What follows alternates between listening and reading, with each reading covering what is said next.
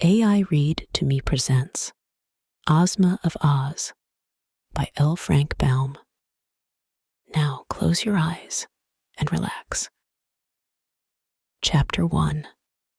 The Girl in the Chicken Coop. The wind blew hard and joggled the water of the ocean, sending ripples across its surface. Then the wind pushed the edges of the ripples until they became waves, and shoved the waves around until they became billows. The billows rolled dreadfully high, higher even than the tops of houses. Some of them, indeed, rolled as high as the tops of tall trees, and seemed like mountains, and the gulfs between the great billows were like deep valleys. All this mad dashing and splashing of the waters of the big ocean, which the mischievous wind caused without any good reason whatever, resulted in a terrible storm. And a storm on the ocean is liable to cut many queer pranks and do a lot of damage. At the time the wind began to blow, a ship was sailing far out upon the waters. When the waves began to tumble and toss and to grow bigger and bigger, the ship rolled up and down and tipped sidewise first one way and then the other, and was jostled around so roughly that even the sailormen had to hold fast to the ropes and railings to keep themselves from being swept away by the wind or pitched headlong into the sea. And the clouds were so thick in the sky that the sunlight couldn't get through them, so that the day grew dark as night, which added to the terrors of the storm. The captain of the ship was not afraid, because he had seen storms before and had sailed his ship through them in safety. But he knew that his passengers would be in danger if they tried to stay on deck, so he put them all into the cabin and told them to stay there until after the storm was over, and to keep brave hearts and not be scared, and all would be well with them. Now, among these passengers was a little Kansas girl named Dorothy Gale, who was going with her Uncle Henry to Australia to visit some relatives they had never before seen. Uncle Henry, you must know, was not very well, because he had been working so hard on his Kansas farm that his health had given way and left him weak and nervous. So he left Aunt Em at home to watch after the hired men and to take care of the farm, while he traveled far away to Australia to visit his cousins and have a good rest. Dorothy was eager to go with him on this journey, and Uncle Henry thought she would be good company and help cheer him up, so he decided to take her along. The little girl was quite an experienced traveler, for she had once been carried by a cyclone as far away from home as the marvelous land of Oz, and she had met with a good many adventures in that strange country before she managed to get back to Kansas again. So she wasn't easily frightened, whatever happened. And when the wind began to howl and whistle, and the waves began to tumble and toss, our little girl didn't mind the uproar the least bit. "Of course we'll have to stay in the cabin," she said to Uncle Henry and the other passengers, "and keep as quiet as possible until the storm is over. For the captain says, if we go on deck, we may be blown overboard." No one wanted to risk such an accident as that, you may be sure. So all the passengers stayed huddled up in the dark cabin, listening to the shrieking of the storm and the creaking of the masts and rigging, and trying to keep from bumping into one another when the ship tipped sidewise. Dorothy had almost fallen asleep when she was aroused with a start to find that Uncle Henry was missing. She couldn't imagine where he had gone, and as he was not very strong, she began to worry about him and to fear he might have been careless enough to go on deck. In that case, he would be in great danger unless he instantly came down again. The fact was that Uncle Henry had gone to lie down in his little sleeping berth, but Dorothy did not know that. She only remembered that Aunt Em had cautioned her to take good care of her uncle, so at once she decided to go on deck and find him, in spite of the fact that the tempest was now worse than ever, and the ship was plunging in a really dreadful manner. Indeed, the little girl found it was as much as she could do to mount the stairs to the deck, and as soon as she got there, the wind struck her so fiercely that it almost tore away the skirts of her dress. Yet Dorothy felt a sort of joyous excitement in defying the storm, and while she held fast to the railing, she peered around through the gloom and thought she saw the dim form of a man clinging to a mast not far away from her. This might be her uncle, so she called as loudly as she could. "Uncle Henry! Uncle Henry!" But the wind screeched and howled so madly that she scarce heard her own voice, and the man certainly failed to hear her, for he did not move. Dorothy decided she must go to him, so she made a dash forward during a lull in the storm to where a big square chicken coop had been lashed to the deck with ropes. She reached this place in safety, but no sooner had she seized fast hold of the slats of the big box in which the chickens were kept than the wind, as if enraged because the little girl dared to resist its power, suddenly redoubled its fury. With a scream like that of an angry giant, it tore away the ropes that held the coop and lifted it high into the air, with Dorothy still clinging to the slats. Around and over it whirled, this way and that, and a few moments later, the chicken coop dropped far away into the sea, where the big waves caught it and slid it uphill to a foaming crest, and then downhill into a deep valley, as if it were nothing more than a plaything to keep them amused. Dorothy had a good ducking, you may be sure, but she didn't lose her presence of mind even for a second. She kept tight hold of the stout slats, and as soon as she could get the water out of her eyes, she saw that the wind had ripped the cover from the coop, and the poor chickens were fluttering away in every direction, being blown by the wind until they looked like feather dusters without handles. The bottom of the coop was made of thick boards, so Dorothy found she was clinging to a sort of raft with sides of slats which readily bore up her weight. After coughing the water out of her throat and getting her breath again, she managed to climb over the slats and stand upon the firm wooden bottom of the coop, which supported her easily enough.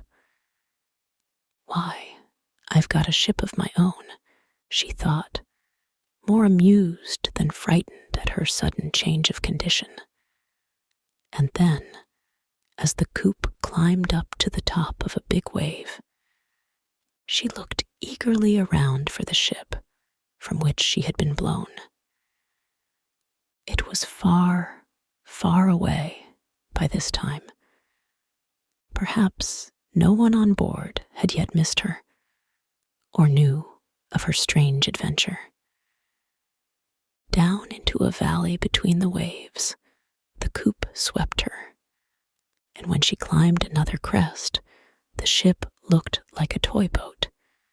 It was such a long way off. Soon it had entirely disappeared in the gloom, and then Dorothy gave a sigh of regret at parting with Uncle Henry, and began to wonder what was going to happen to her next. Just now, she was tossing on the bosom of a big ocean, with nothing to keep her afloat but a miserable wooden hen coop that had a plank bottom and slatted sides, through which the water constantly splashed and wetted her through to the skin. And there was nothing to eat when she became hungry, as she was sure to do before long, and no fresh water to drink, and no dry clothes to put on. "Well, I declare," she exclaimed with a laugh, "you're in a pretty fix, Dorothy Gale, I can tell you. And I haven't the least idea how you're going to get out of it." As if to add to her troubles, the night was now creeping on, and the gray clouds overhead changed to inky blackness. But the wind, as if satisfied at last with its mischievous pranks, stopped blowing this ocean and hurried away to another part of the world to blow something else, so that the waves, not being joggled any more, began to quiet down and behave themselves. It was lucky for Dorothy, I think, that the storm subsided. Otherwise, brave though she was, I fear she might have perished. Many children in her place would have wept and given way to despair. But because Dorothy had encountered so many adventures and come safely through them, it did not occur to her at this time to be especially afraid.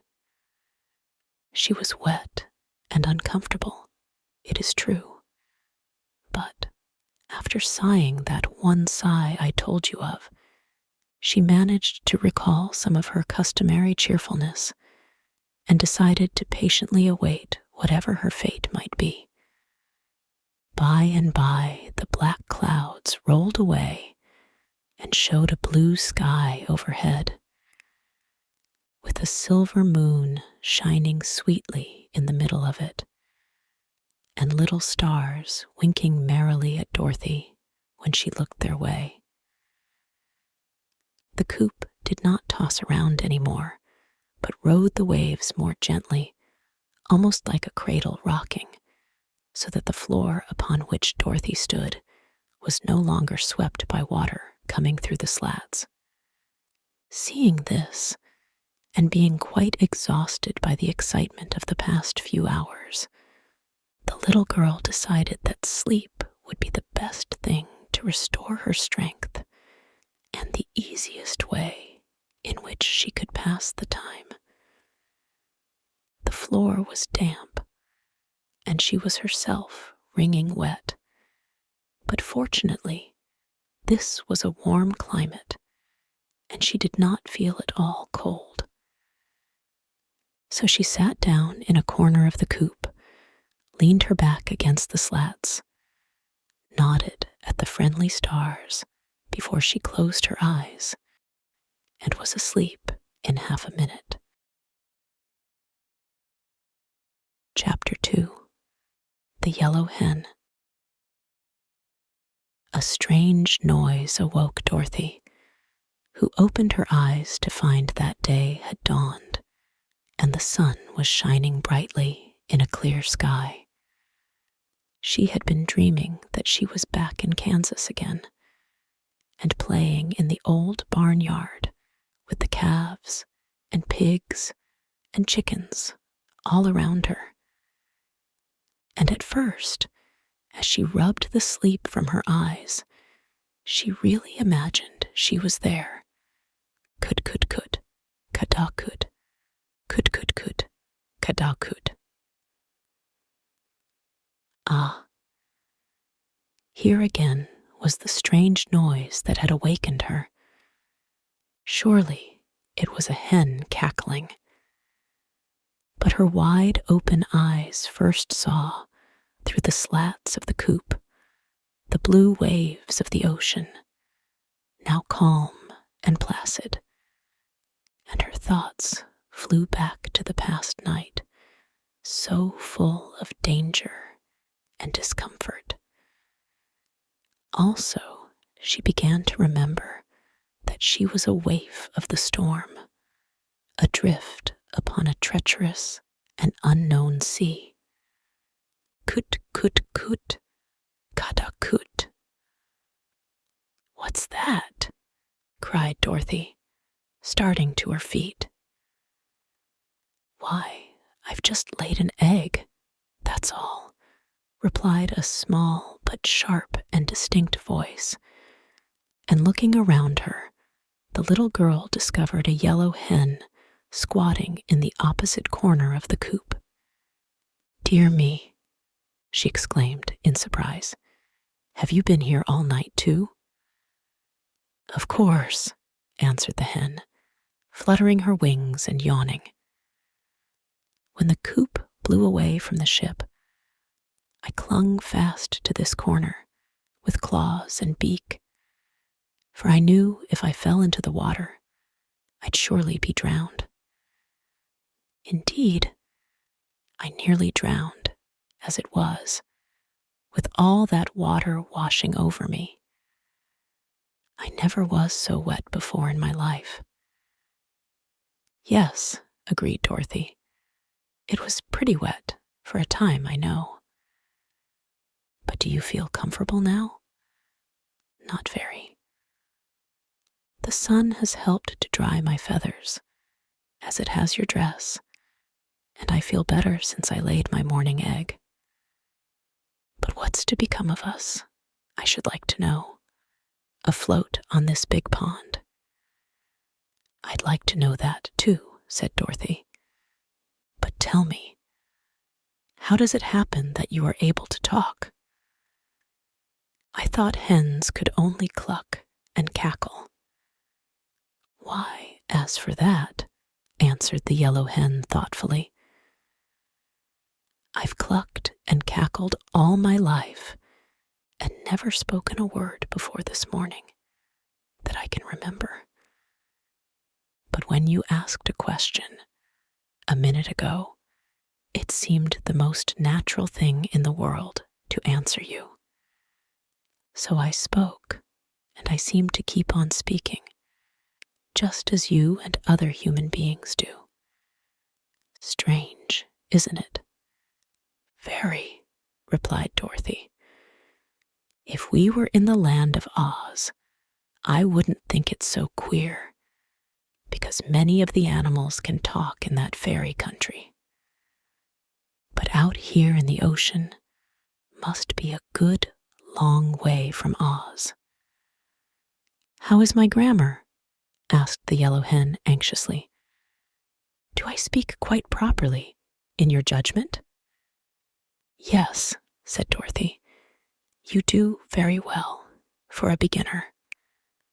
I'm glad to know that, continued the yellow hen, in a confidential tone, because if one is going to talk, it's best to talk correctly. The red rooster has often said that my cluck and my cackle were quite perfect, and now it's a comfort to know I am talking properly. I'm beginning to get hungry, remarked Dorothy. It's breakfast time. But there's no breakfast. You may have my egg, said the yellow hen. I don't care for it, you know. Don't you want to hatch it? Asked the little girl in surprise. No, indeed. I never care to hatch eggs unless I've a nice snug nest in some quiet place with a baker's dozen of eggs under me. That's 13, you know, and it's a lucky number for hens. So you may as well eat this egg. Oh, I couldn't possibly eat it unless it was cooked, exclaimed Dorothy. But I'm much obliged for your kindness, just the same. Don't mention it, my dear, answered the hen calmly, and began pruning her feathers. For a moment, Dorothy stood looking out over the wide sea. She was still thinking of the egg, though. So presently she asked, Why do you lay eggs when you don't expect to hatch them? It's a habit I have, replied the yellow hen. It has always been my pride to lay a fresh egg every morning, except when I'm molting. I never feel like having my morning cackle till the egg is properly laid. And without the chance to cackle, I would not be happy. It's strange, said the girl reflectively, but as I'm not a hen, I can't be expected to understand that. Certainly not, my dear. Then Dorothy fell silent again. The yellow hen was some company, and a bit of comfort, too, but it was dreadfully lonely out on the big ocean, nevertheless. After a time, the hen flew up and perched upon the topmost slat of the coop, which was a little above Dorothy's head when she was sitting upon the bottom, as she had been doing for some moments past. Why, we are not far from land, exclaimed the hen. Where? Where is it? Cried Dorothy, jumping up in great excitement. Over there a little way, answered the hen, nodding her head in a certain direction. We seem to be drifting toward it, so that before noon we ought to find ourselves upon dry land again. I shall like that, said Dorothy, with a little sigh, for her feet and legs were still wetted now and then by the sea water that came through the open slats. So shall I, answered her companion. There is nothing in the world so miserable as a wet hen. The land, which they seemed to be rapidly approaching, since it grew more distinct every minute, was quite beautiful as viewed by the little girl in the floating hen coop. Next to the water was a broad beach of white sand and gravel, and farther back were several rocky hills, while beyond these appeared a strip of green trees that marked the edge of a forest. But there were no houses to be seen, nor any sign of people who might inhabit this unknown land. I hope we shall find something to eat, said Dorothy, looking eagerly at the pretty beach toward which they drifted. It's long past breakfast time now. I'm a trifle hungry myself, declared the yellow hen. Why don't you eat the egg? Asked the child. You don't need to have your food cooked, as I do. Do you take me for a cannibal? Cried the hen indignantly. I do not know what I have said or done that leads you to insult me. I beg your pardon. I'm sure Mrs., by the way. May I inquire your name, ma'am? asked the little girl. "My name is Bill," said the yellow hen, somewhat gruffly. "Bill? Why, that's a boy's name. What difference does that make? You're a lady hen, aren't you?" "Of course. But when I was first hatched out, no one could tell whether I was going to be a hen or a rooster. So the little boy at the farm where I was born called me Bill and made a pet of me because I was the only yellow chicken in the whole brood. When I grew up and he found that I didn't crow and fight, as all the roosters do, he did not think to change my name. And every creature in the barnyard, as well as the people in the house, knew me as Bill. So, Bill, I've always been called, and Bill is my name. But it's all wrong, you know, declared Dorothy earnestly. And if you don't mind, I shall call you Billina. Putting the "ina" on the end makes it a girl's name, you see. "Oh, I don't mind it in the least," returned the yellow hen. "It doesn't matter at all what you call me, so long as I know the name means me." "Very well, Billina. My name is Dorothy Gale, just Dorothy to my friends, and Miss Gale to strangers. You may call me Dorothy, if you like.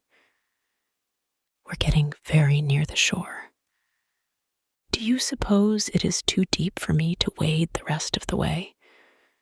Wait a few minutes longer. The sunshine is warm and pleasant, and we are in no hurry." "But my feet are all wet and soggy," said the girl.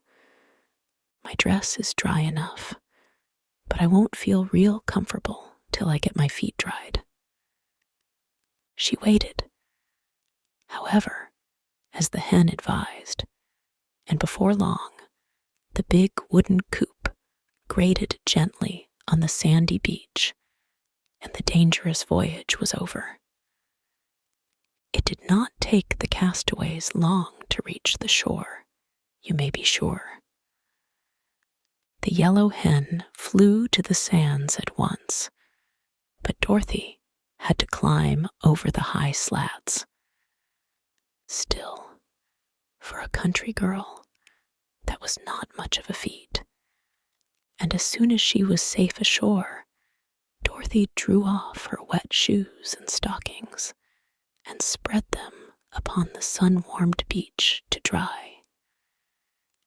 Then she sat down and watched Billina, who was pick-pecking away with her sharp bill in the sand and gravel, which she scratched up and turned over with her strong claws.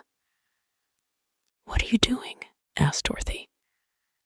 "Getting my breakfast, of course," murmured the hen, busily pecking away. "What do you find?" inquired the girl, curiously. "Oh, some fat red ants, and some sand bugs, and once in a while, a tiny crab. They are very sweet and nice, I assure you." "How dreadful!" exclaimed Dorothy in a shocked voice. "What is dreadful?" asked the hen, lifting her head to gaze with one bright eye at her companion. "Why, eating live things, and horrid bugs, and crawly ants. You ought to be ashamed of yourself. Goodness me," returned the hen in a puzzled tone. "How queer you are, Dorothy. Live things are much fresher and more wholesome than dead ones, and you humans eat all sorts of dead creatures. We don't," said Dorothy. "You do, indeed," answered Billina. "You eat lambs and sheep and cows and pigs and even chickens." "But we cook 'em," said Dorothy triumphantly. What difference does that make?" "A good deal," said the girl in a graver tone. "I can't just explain the difference, but it's there. And anyhow, we never eat such dreadful things as bugs." "But you eat the chickens that eat the bugs," retorted the yellow hen with an odd cackle. "So you are just as bad as we chickens are." This made Dorothy thoughtful. What Billina said was true enough, and it almost took away her appetite for breakfast. As for the yellow hen, she continued to peck away at the sand busily, and seemed quite contented with her bill of fare. Finally, down near the water's edge, Billina stuck her bill deep into the sand and then drew back and shivered. "Ow," she cried. "I struck metal that time, and it nearly broke my beak." "It probably was a rock," said Dorothy carelessly. "Nonsense. I know a rock from metal, I guess," said the hen. "There's a different feel to it."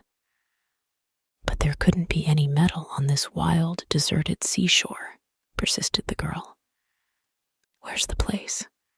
I'll dig it up and prove to you I'm right."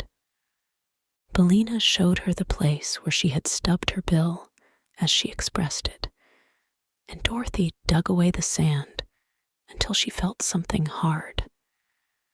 Then, thrusting in her hand, she pulled the thing out and discovered it to be a large-sized golden key, rather old, but still bright and of perfect shape. "What did I tell you?" cried the hen with a cackle of triumph. "Can I tell metal when I bump into it? Or is the thing a rock?" "It's metal, sure enough," answered the child, gazing thoughtfully at the curious thing she had found.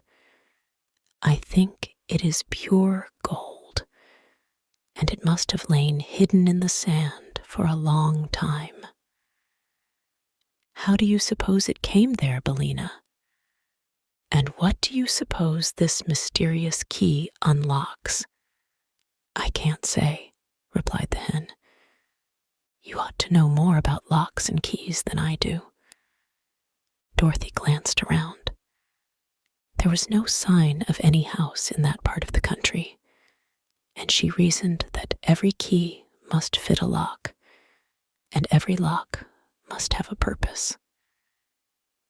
Perhaps the key had been lost by somebody who lived far away, but had wandered on this very shore. Musing on these things, the girl put the key in the pocket of her dress, and then slowly drew on her shoes and stockings, which the sun had fully dried. "I believe, Billina," she said. "I'll have a look round and see if I can find some breakfast." This concludes this reading of Ozma of Oz by L. Frank Baum. If you enjoyed it, please like and subscribe. To listen ad-free, visit aireadtome.com or use the link in the description. Thank you for your support.